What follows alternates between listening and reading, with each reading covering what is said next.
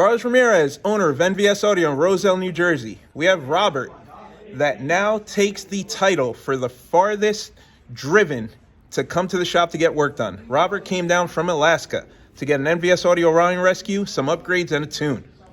So from what you've seen from our shop, Robert, was it worth the trip? Very much worth the trip.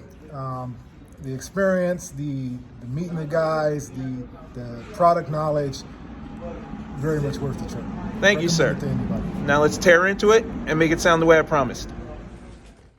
Officially, the furthest the motorcycle has been trailered to NVS Audio. All right, we got a few mistakes we got to fix. Like one of the connectors fell off and all I did was open the lid. Why the screws are that long, I have no idea. We have mismatched screws on the tether. It's all simple little stuff.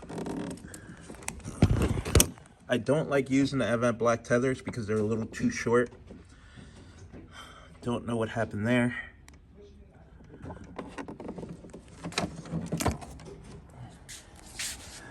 You gotta be careful when doing these lids.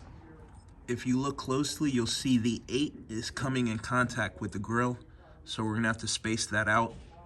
So there's no way you're getting the mid bass you're supposed to get out of that speaker if the speaker's physically slapping up against the grill.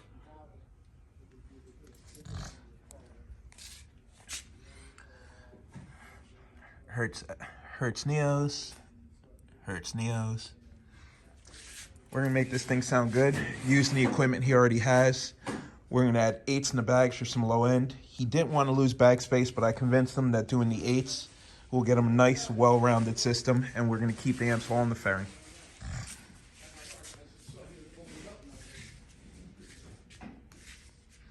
Really good looking bike. I love the way this bike looks.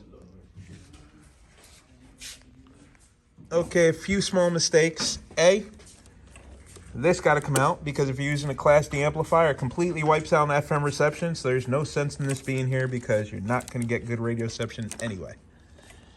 This, oh my God, jumping power wire into power wire. The amp input terminal is not a distribution block, so there should be 1 wire per hole.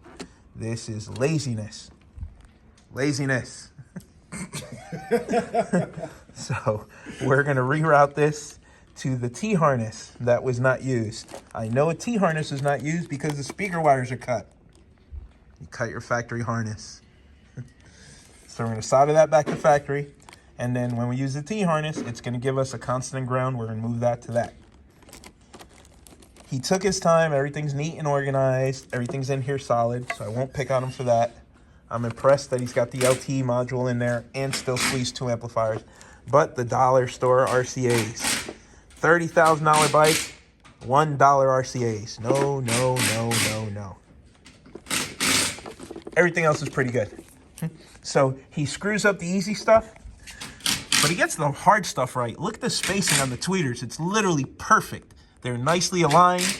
He's got the covers fit right with no gap. That's hard, and he did that right. This is easy, and he did that wrong. I was wondering how he mounted the amp in there, and he didn't. It was just press fitting. And no wire furls. Come on, man, fix that. Solder and tester tape would make this a lot better, a lot easier, and neater.